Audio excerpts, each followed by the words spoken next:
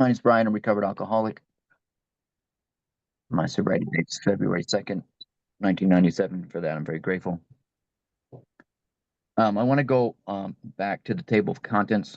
It's Roman numeral V, but it's going to look just like this. It's the table of contents. And all I'm going to do is I'm just going to go down and show you tell you where all the steps are located. So between the doctor's opinion and more about alcoholism, I put a little parenthesis and I wrote step 1 in the margin. Now we're going to go over the doctor's opinion today, and that's basically going to be the whole breakdown of step 1. It's going to build the whole foundation of step 1 off of the doctor's opinion. And then as we get into chapters 1, 2, and 3, it's going to break each one even further. Chapter 4, we agnostics, is just step 2 all by itself. How it works is steps 3 and 4. Chapter 6, into action, is steps 5 through 11. Working with others, step 12. You will also find stuff in working with others that pertain to step 1 as well. And then to the wives, the family afterwards, the employer, and a vision for you. It's all going to be about carrying the message, sponsorship,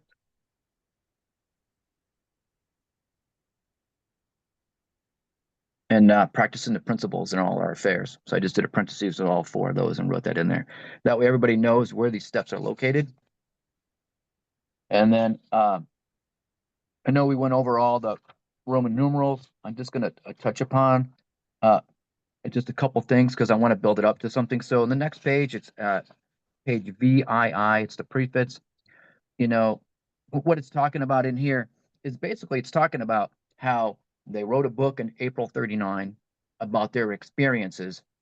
And then the book just mushroomed, like, you know, you got to think about it. In 1939, we're a society of readers. So when somebody handed somebody a book, they would read it, you know. Of course, we're not in that society anymore. We're definitely not in a society of readers and more of this, you know. And so, you know, I like to hold the book when I'm reading it. You know, I like to hold, as you can see, I like books. I don't know if it's old school in me, but I like books. But what I want to talk about here is what's happened is it's telling you in 16 years, more than 300 copies went into circulation. Second edition published in 1955 reached a total number of 1.1 million copies. And the third edition, which came off the press in 76, achieved a circulation of, that's 19 million. 550 copies, 19 million. Now, what I want to share with you is that if you took these numbers and you crunched these numbers and you went through all the forwards, like we went through some of them last week, and you crunch these numbers, I don't have my book with me, but basically between the first edition in 1955 when the second edition was printed, of every book sold, 1 person recovered. That's a 50% recovery rate just off of book sales alone. Okay, so I just want you to think about that. Between 1939 and 1955, for every book sold, 1 person recovered. Because it talks about here, it talks in the second edition about how many groups they have and how many members they have, and you can just do the math and figure it out. Now, what I want to tell you is that in 2005, I was in, I want to say, 2005, I was in the International Convention where they gave out the 25th copy of the big book. And at the time, we were at 2 million fellowship. Now, if you do the math and you figure 25 million, we should have, if it's going off of what it did back in the 50s, it would be more like, instead of 2 million would be membership, we'd be more like, you know, what did I say, 50th copy? 25th, 50th copy? You know? So you divide, it'd be like 25. When you do the math, it comes out to like, it's like 1 out of 13. No. Get this. And that's why I'm talking about the book, because this is where the answer's at. This is where the answer's always been at. And hopefully by me doing this workshop, I get everybody back into this book and have new experiences with it. I'm going to tell you, in a few weeks, I'll be sober 28 years. And to me, that blows my mind because I got sober at 28. And I'm sober, almost sober half my life. But that's been in this book and having new experiences, reading things over and over, and just having new experiences with this book.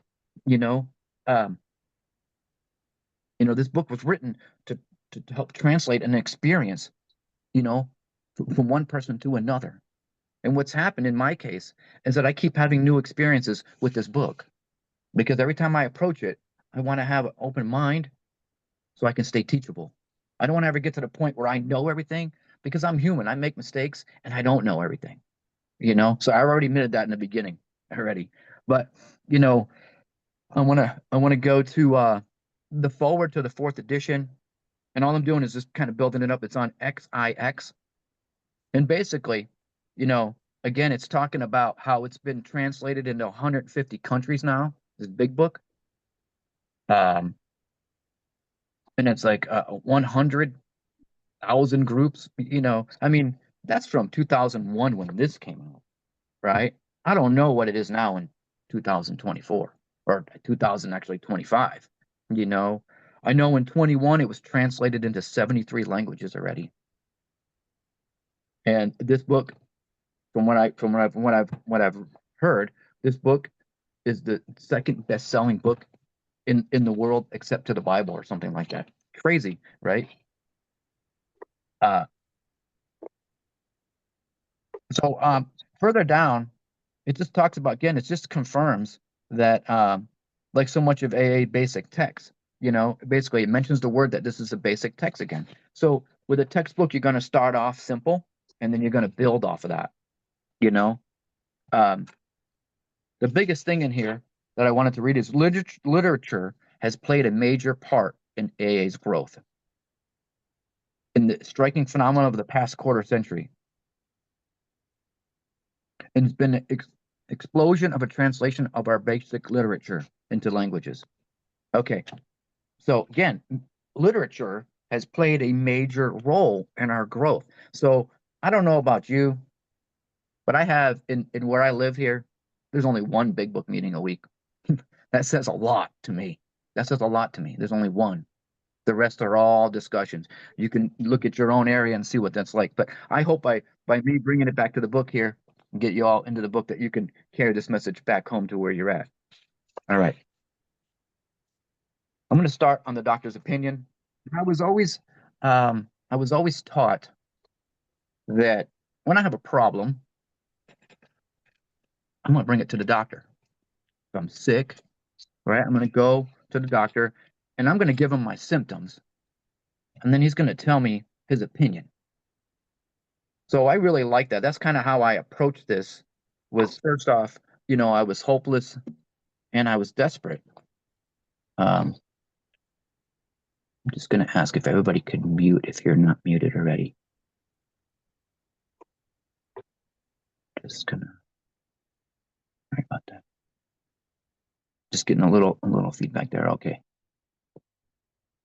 Can everybody hear me okay now? Thumbs up. All right. And so that's kind of how I approach this the doctor's opinion. And so it starts off on XXI, and it says, we of Alcoholics Anonymous believe that the reader will be interested in the medical estimate of the plan of recovery described in this book. Again, you're going to see this a lot come up in this letter about this book. Convincing testimony must, there's that word must, I underline that word, must surely come from medical men, doctors, who have had experience with the suffering of our members and have witnessed, and there's a promise, a return to health. A well-known doctor, chief physician at a nationally prominent hospital specializing in alcoholic and drug addiction, gave Alcoholics Anonymous this letter. So what I want to explain is I used to think that there was two letters in here, but it's actually, I think that this first thing that he wrote was more, it looks more like a cover letter. It's only one page. And then we're going to get into the actual letter, which is actually 6 pages. But this one page that he writes is before the 6 pages. So I often thought it was two, but I really believe it's more like a cover letter kind of thing, something like that, where it was a one page and then it went into more, explained it more in 6 pages after. So it says, to whom it may concern, I have specialized in treatment of alcoholism for many years. So I want you to understand that this is a doctor, right? Chief physician, and he's been trying to treat alcoholism, drug addiction for many years with very little success. It's just not, you know. In the late 1934, I attended a patient who, though he had been a competent businessman of good earning capacity, was an alcoholic of the type I had come to regard as hopeless. Now, I'm going to tell you, I underlined that word and I even put it in parentheses, hopeless, because I know what that feels like when I came here. That is exactly what I felt like. I felt like hopeless, and I was looking for some hope from something, something. I was desperate. In the course of his third treatment, so I want you to understand this, in the course of his third treatment, third, he didn't get it the first time nor the second time, but something happened to him the third treatment. He acquired certain ideas concerning a possible means of recovery. Now, he got these ideas from Ebby, his friend, and this is going to be, we're going to expand upon these ideas once we get in Bill's story, and that's going to be on page 13.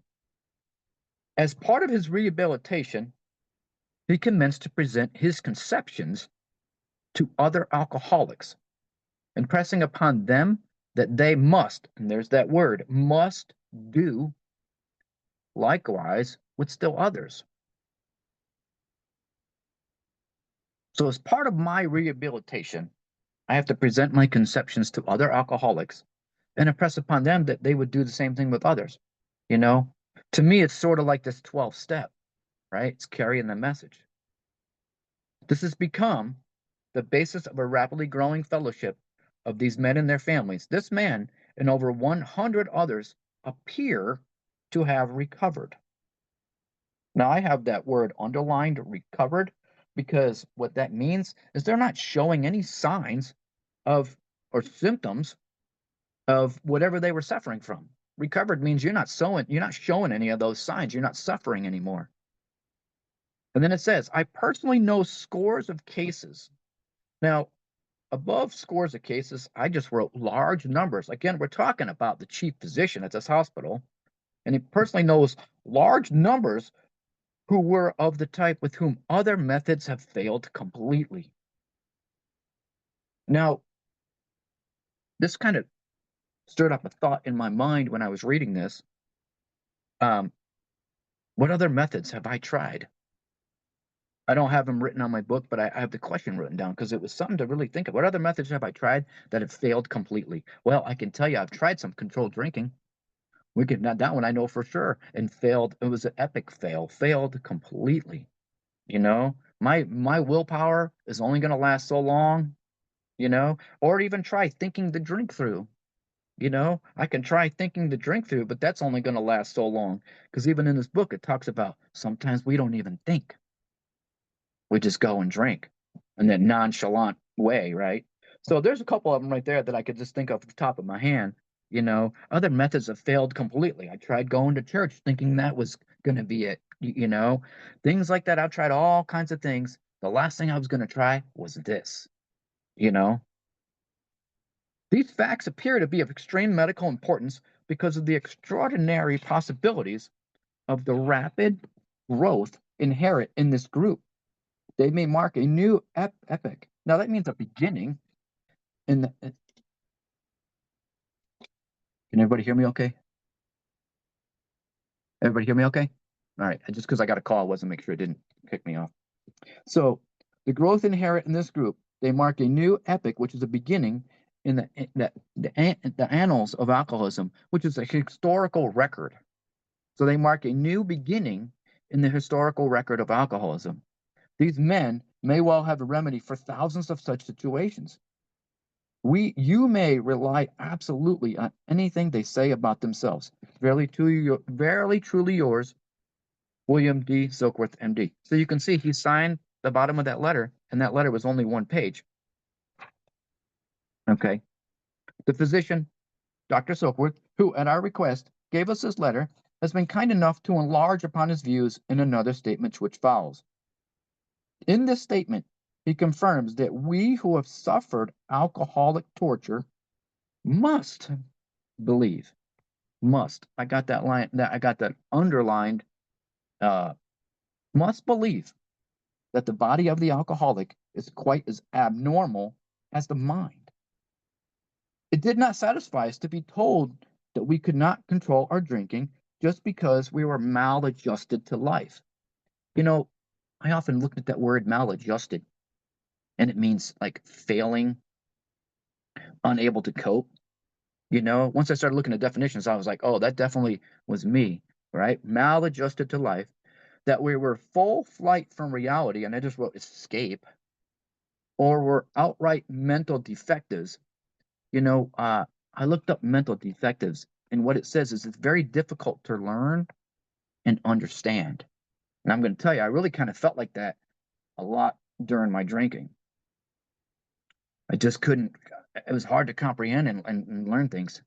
I felt like I was just maladjusted to life and I was just failing. We're talking about like going into this unmanageability, right? These things were true to some extent, in fact, to a considerable extent with some of us. But we are sure that our bodies were sickened as well. In our belief, any picture of the alcoholic which leaves off this physical factor is incomplete.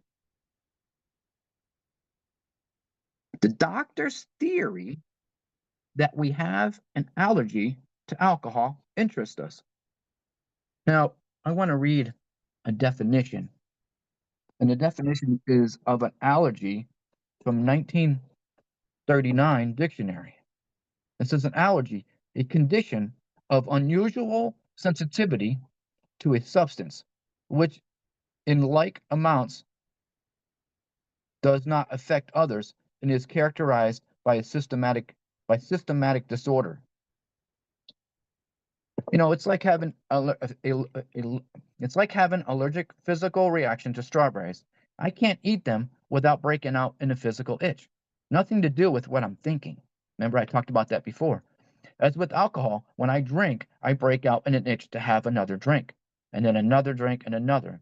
You will see your experience with the physical powerlessness, not in the amount you drink, but in the lack of control. So I really want you to kind of look at that lack of control. All right, I'm going to go back to the reading now.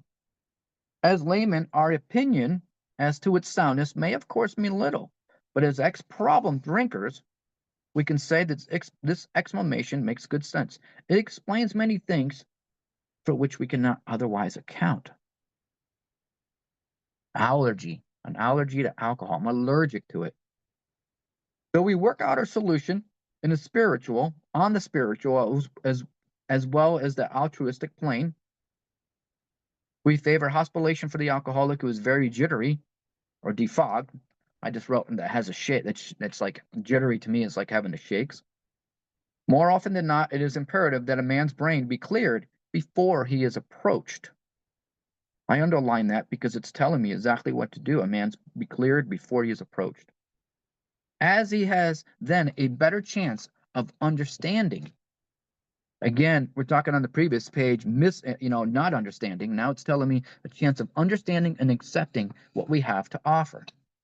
I kind of look at that as that last little bit as a promise, as then a better chance of understanding and accepting what we have to offer. And I also look at it as having the gift of desperation, understanding and accepting. Okay, so the next line says, the doctor's right. The doctor writes.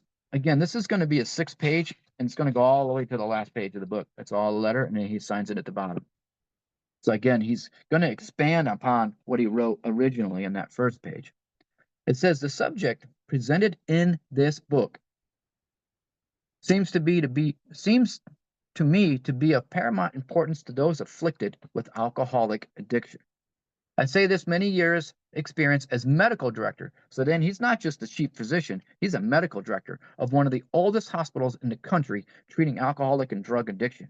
Again, I want to say that he's a medical director of one of the oldest hospitals in the country, which is the Towns Hospital in New York. So we're talking about the medical director now. There was, therefore, a sense of real satisfaction when I was asked to contribute a few words on the subject, which is covered in such masterly detail in these pages. We doctors have realized, this is real important, this paragraph. It says, we doctors have realized for a long time that some form of moral psychology was of great urgent importance to alcoholics, but its application presented difficulties beyond the doctor's, conception. What with our ultra modern standards, our scientific approach to everything, our scientific is the doctor's scientific approach to everything, we, the doctors, are perhaps not well equipped to apply the powers of good that lie outside our synthetic knowledge. So here you got the medical director of the oldest hospital in the country treating alcoholism is telling us in that paragraph that he isn't capable of giving us what we need to recover from alcoholism.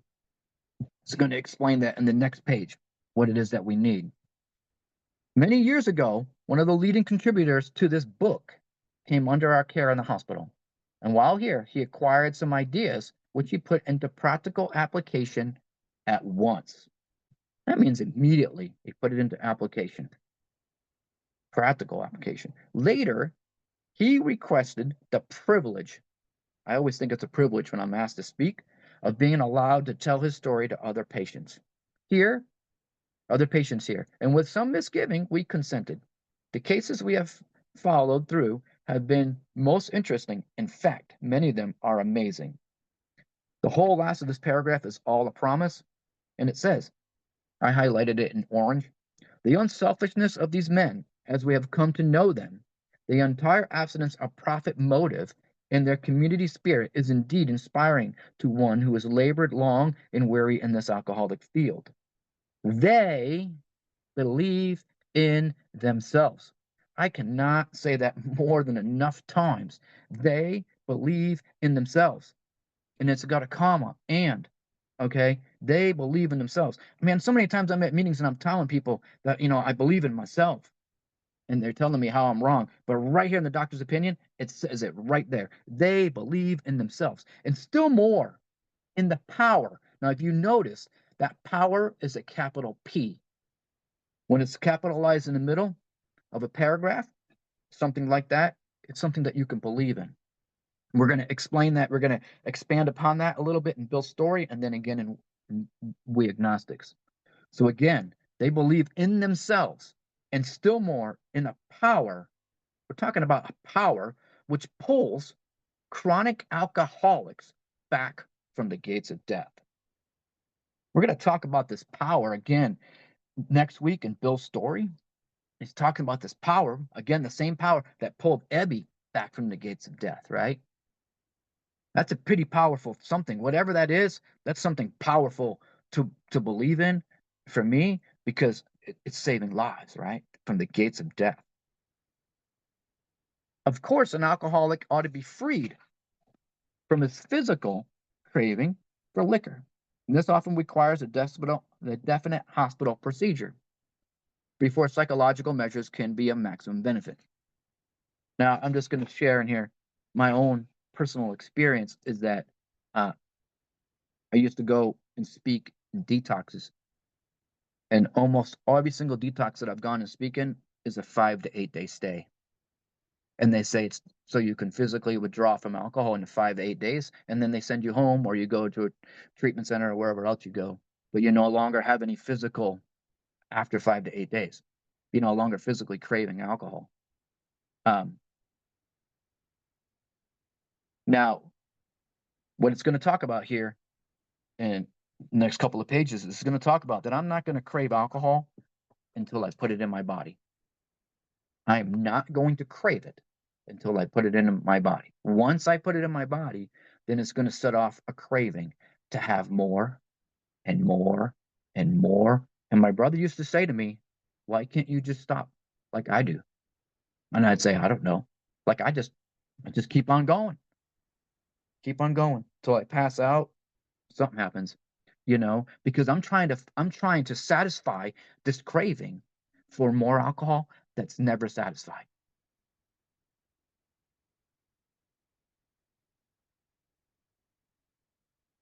I don't know about you all, but when I have a glass of milk, I'm usually about 75% done with the glass of milk, and I don't really want any more, you know? So I usually have to force that last bit down because I don't want to waste it. But I have no desire or no craving to go and drink the whole gallon in the refrigerator. See, with alcohol, it's completely different because it sets off the craving for me to want more, and nothing satisfies that craving, no matter how much I drink. All right, I'm going to get back in the book here. It's XXIV. We believe, and so suggested a few years ago, that the action of alcohol on these chronic alcoholics is a manifestation of an allergy. The phenomenon of craving is limited to this class and never occurs in the average tempered drinker. Never. I got that line, I got that word underlined, and then I have it written in the margin. Never occurs in the average tempered drinker. You know what this is telling me? That the non alcoholics don't crave alcohol.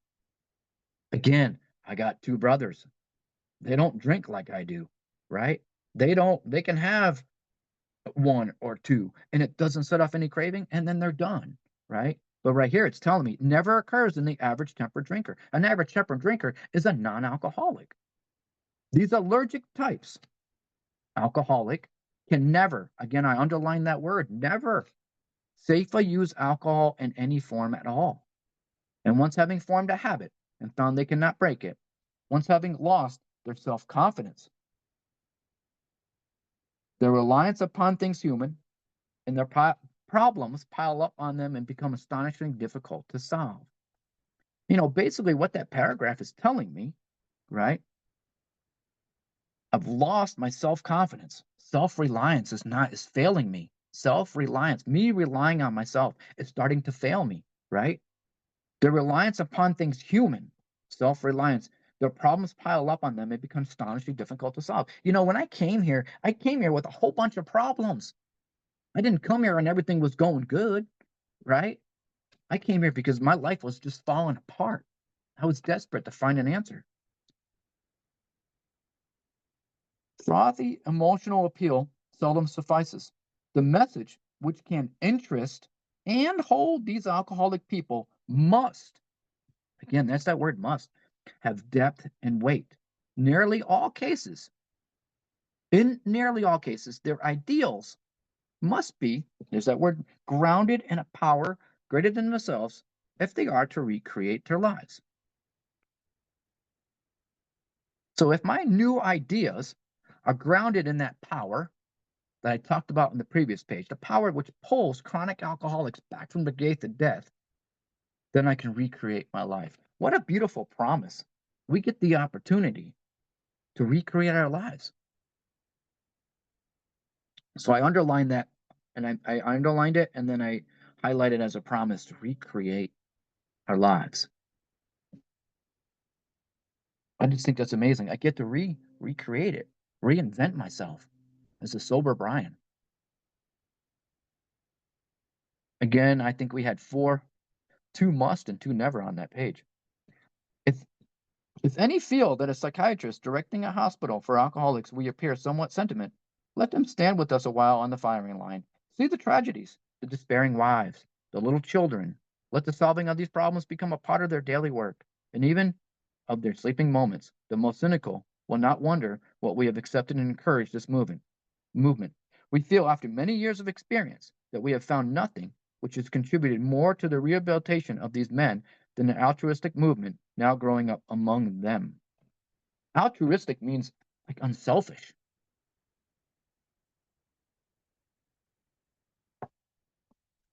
Men and women drink essentially because they like the effect produced by alcohol. Man, I'm going to tell you that, I wanted that effect immediately, and I hated having to wait for something to kick in. So I'm a type of drinker, man. I am going to drink, you know. Um, I like the effect produced by alcohol. I didn't always like what I was drinking. If I went to a keg party or something, I didn't always like what I drank, but I drank it for the effect. The sensation is so elusive that while they admit it is injurious, yeah, I could get hurt, right? They cannot, after a time, differentiate the true from the false. This made a lot of sense to me because I believe at this time when I was drinking that the lines were very blurred between what's true and what's not true. I couldn't tell the difference, right? It says to them, their alcoholic life seems the only normal one. Like, I don't have a problem here, right? The next line kind of gives another definition of untreated alcoholism. It says they are restless, irritable. To me, irritable is the beginning of a resentment, right? Discontentment, discontented, discontented. Unless they can, again, experience the sense of ease and comfort which comes at once, immediately, by taking a few drinks.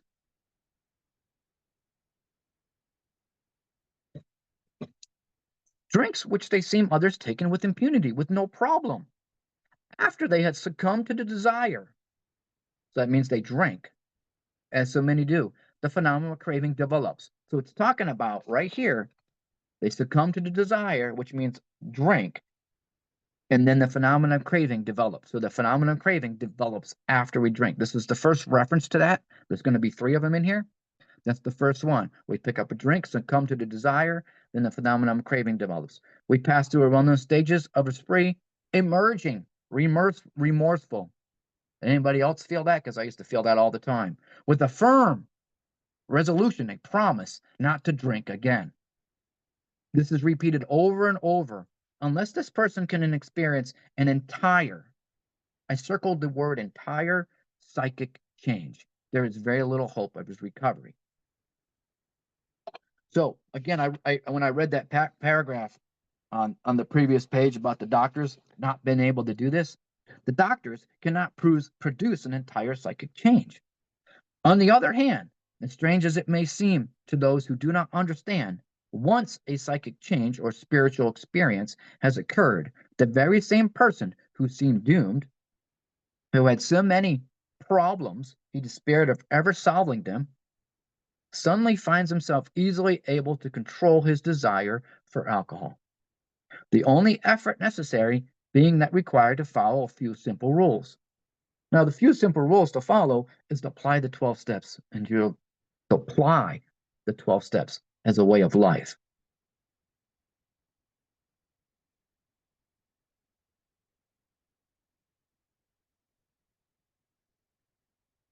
Men have cried out to me in sincere and desperate appeal, despairing appeal.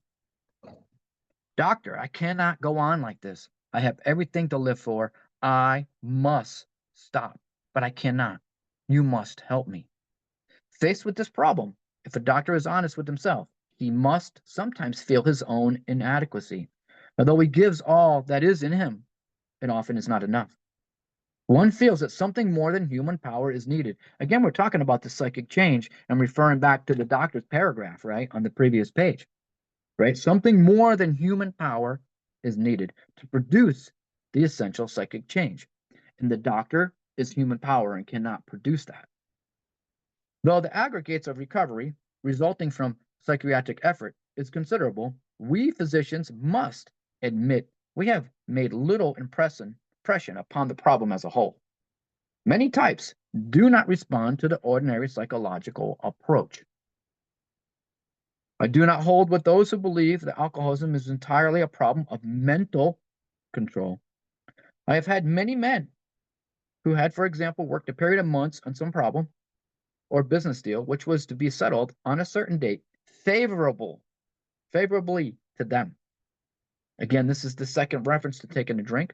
It says they took a drink a day or so prior to the date, and then the phenomenon of craving at once became apparent to all other interests. So once I start to drink and the phenomenon of craving kicks in, I don't care about nothing else but drinking. And it says it right there, at once become paramount to all other interests, so that the important appointment was not met. These men were not drinking to escape. They were drinking to overcome a craving beyond, I got that underlined, beyond their mental control. As much as I want to try to control it, I cannot. There are many situations which arise out of the phenomenon of a craving, which cause man to make supreme sacrifice rather than continue to fight. You know, I underlined that last supreme sacrifice, and I just wrote in the margin, what does that look like to me? To make supreme sacrifice. What kind of sacrifices have I made in the past? Supreme sacrifice, you know? The classifications of alcoholics seem most difficult, and in much detail is outside the scope of this book. There are, of course, the psychopaths who are emotionally unstable. Hang on, my eyes are emotionally unstable, and we are all familiar with this type. They're always going on the wagon for keeps. They are over remorseful and make many resolutions, but never a decision. Again, I underline that word never. There is a type of man who is unwilling to admit that he cannot take a drink.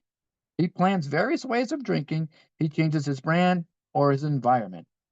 And that is explained further on page 30. More about alcoholism, I think it is. Uh, there is a type who also believes that after being entirely free from alcohol for a period of time, he can drink a drink without danger. And again, that's another story, the man of 30, and that's on page 32. There is a manic depressive type who is perhaps the least understood by his friends and about whom a whole chapter could be written. Then there are types entirely normal in every respect except in the effect alcohol has upon them. They are often able, intelligent, friendly people. I'd like to think I fall in that class. All these and many others have one symptom in common. So they only have one symptom in common, only one. And that symptom is they cannot start drinking. Again, this is the third reference to what I was about drinking and then craving, right? They cannot start drinking without developing the phenomenon of craving. This phenomenon, as we have suggested, may be a manifestation of an allergy, but differentiates these people and sets them apart as a distinct entity. It has never, again, underline that word, it has never been, by any treatment which we are familiar, permanently eradicated. The only relief the doctors have to suggest is entire abstinence. And I wrote after entire abstinence, I just wrote, don't pick up the first drink. Now, if it was just that easy, it's just not that easy. Okay. Uh, Not till you get, when I start out, it was hard when I first started out. This immediately precipitates us into a seething cauldron of debate. Much has been written pro and con, but among physicians, the general opinion seems that most chronic alcoholics are doomed, right? Doomed. I underlined the word doomed because that's what I felt, man. I felt like it was just the end. I'm screwed. I got no hope, right? What is the solution? Perhaps I can best answer this by relating. It says one of my experiences, but there's actually two experiences here in the same page. So, first experience. About a year prior to this experience, a man was brought in to be treated for chronic alcoholism. He had but partially recovered from a gastric hemorrhage and seemed to be of a case of pathological and mental deterioration. He had lost everything worthwhile in life and was only living, one might say, to drink. He frankly admitted and believed that for him there was no hope. I just wrote hopeless. Following the elimination of alcohol, there was found to be no permanent brain injury. He accepted the plan outlined in this book. Now, I underline that. He accepted the plan outlined in his book. 1 year later, he called to see me, and I experienced a very strange sensation. I knew the man by name and partially recognized his features. He partially recognized them, partially, but there all resemblance ended. From a trembling, despairing, nervous wreck had emerged a man brimming over with self reliance and contentment. So I just underlined that as a promise. I talked with him for some time, but was not able to bring myself to feel that I had known him before. To me, he was a stranger, and so he left me. A long time has passed with no return to alcohol. Again, I underlined it, no return to alcohol. And because he accepted the plan outlined in the book. When I need a mental uplift, I often think of another case. This is his second experience. Brought in by a physician prominent in New York, the patient had made his own diagnosis and decided his situation hopeless. I underline that word, hopeless. Had hidden in a deserted barn, determined to die. He was rescued by a search party and in desperate condition. I underline desperate condition because I know what that feels like. Brought to me. Following his physical rehabilitation, he had a talk with me in which he frankly stated he thought the treatment was a waste of effort unless I could assure him, which no one ever had, that in the future he would have the willpower to resist the impulse to drink. And again, nobody could ever do that. His allergic, his that's funny. His alcoholic problem was so complex, and his depression so great that he felt his only hope would be through what we had called moral psychology, and he doubted if even that would have had any effect. However, he did become sold on the ideas contained in this book. So that's the second time we're talking about. One accepted the plan. Now he decided he became sold on ideas. He has not had a drink for many great years. I see him now and then, and he is a fine specimen of manhood one could wish to meet. I earnestly advise every alcoholic to read this book through and through. Perhaps he came to scuff, he may remain to pray. William D. Stokely. So I hope I pointed out a lot. I try to point out some nevers, some must, um, the three references to picking up a drink and then setting off the allergy, the physical allergy. So I got this mental obsession with alcohol. I relieve the obsession by taking a drink. The drink sets off the physical allergy, which has me crave more. And then that's never satisfied. The only thing that the doctor can suggest, again, is not to pick up the first drink, not to pick up the first drink so you don't set off the craving. So again, mental obsession, physical allergy. I think there's a lot in here in the doctor's opinion. I think the word hopeless was at least twice in here. And I think it's important to really stress that because when I came here, I was hopeless and I was desperate. I was willing to do whatever it told me to do, and they told me to read a book. Well, that was pretty simple. I thought it was going to require, something more than that, but they told me to read a book and then, and then, answer some questions and things like that. And it didn't seem to me to be too hard, um, compared to what I've already put myself through.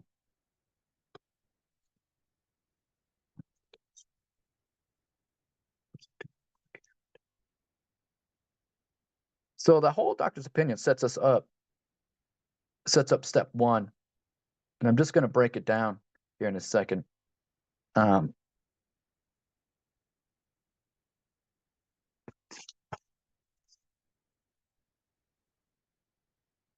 so if I don't pick up the first drink, it won't set off the phenomenon of craving.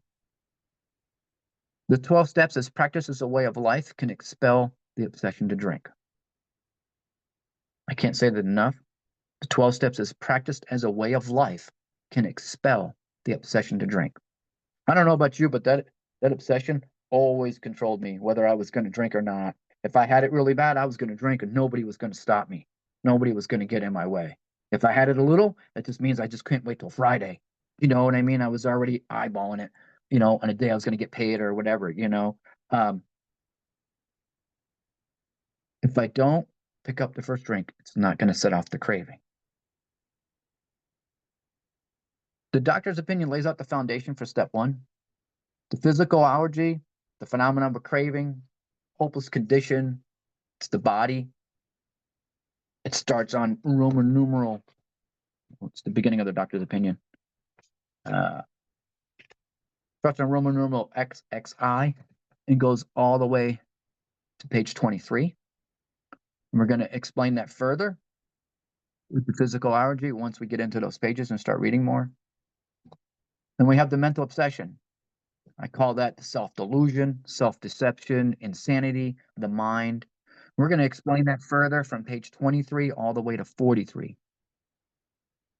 We're going to cover a lot about that mental obsession. You can see how it's physical craving up till up to page 23. After 23, it's the mental obsession. And then lack of power was our dilemma. Powerlessness, unmanageability, untreated alcoholism, and all that untreated alcoholism is on a lot of pages, preferably page 52 to be doublements. It's also on page 61, 62, 45, 44, 18. And we're going to explain those further as we get to those pages.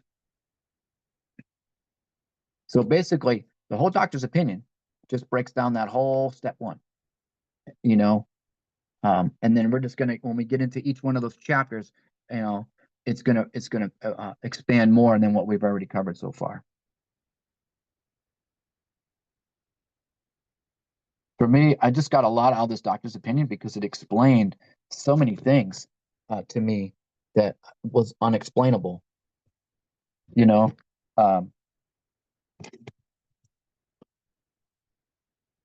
We'll keep it a little bit under an hour there, and not too bad.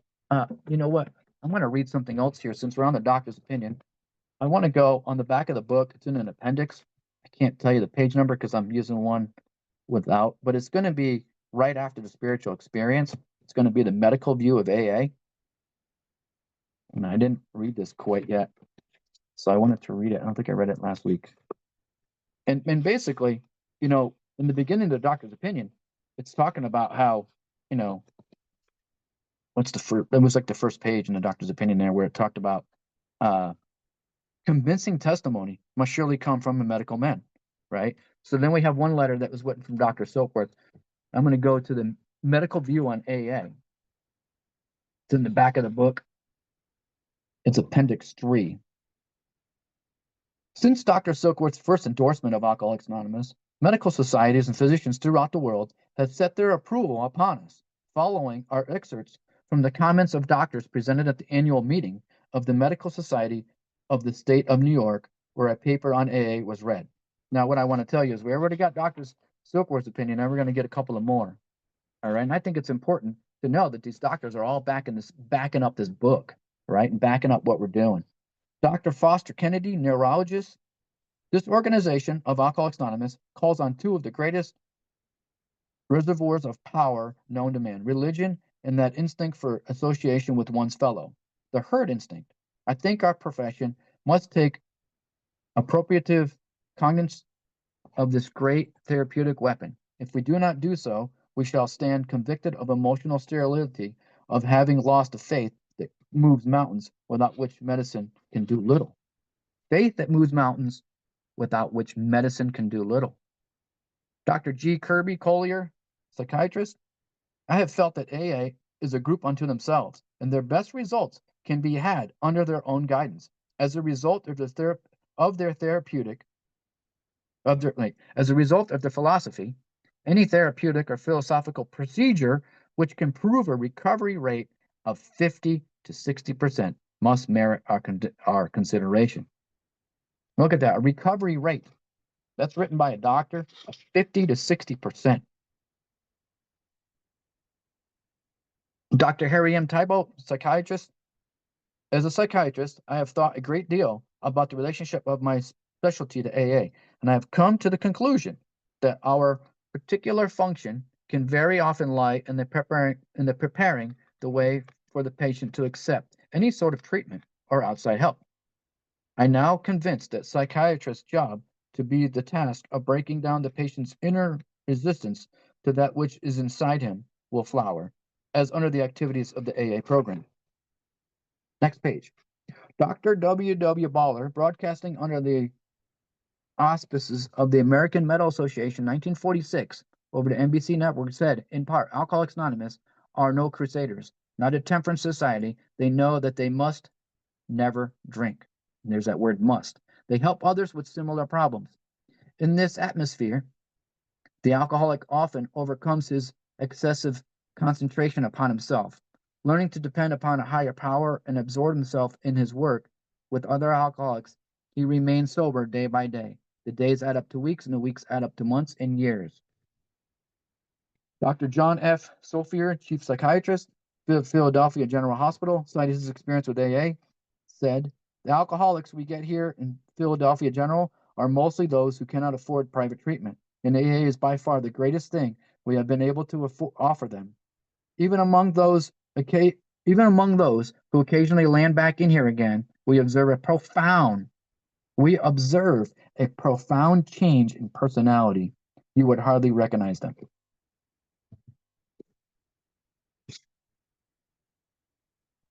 And I'm going to stop right there.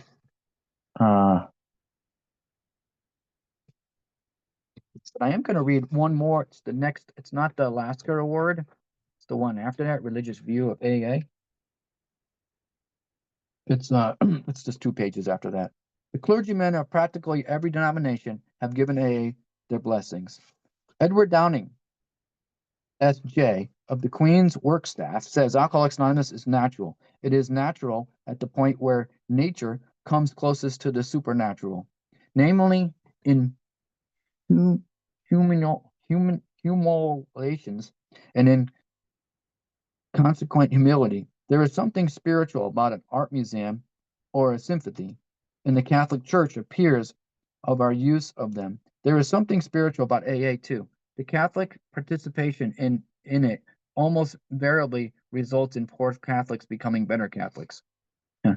The Episcopal Church magazine, The Living Church, observes editorial: the basis of the techniques of Alcoholics Anonymous is the truly Christian principle that a man cannot help himself except by helping others. The AA plan is described by the members themselves as a self-insurance. This self-insurance has resulted in the restoration of physical, mental, and spiritual health and self-respect to hundreds of men who have been hopelessly down. I'm going to underline that word, hopelessly. Down and out without its unique but effective therapy. Speaking at a dinner given by John D. Rockefeller Jr. to introduce Alcoholics Anonymous to some of his friends, Dr. Harry Emerson Fosdick remarked, I think that psychologically speaking, there is a point of advantage in the approach that is being made in this movement that cannot be duplicated. I suspect that if it is widely handled, it seems to be in wise and prudent hands. There are doors of opportunities ahead of this project that may surpass our capacities to imagine. I thought it was important to get another doctor's opinion like we had before. Now you got a bunch of them there. I just think that's important to hear what other doctors have to say too, not just one man's opinion, but several. All right. I think I did pretty good at keeping that about an hour. I'm going to stop the recording here. Again, I want to thank everyone for being a part of this. And then we're going to open up for discussion once the recording stops.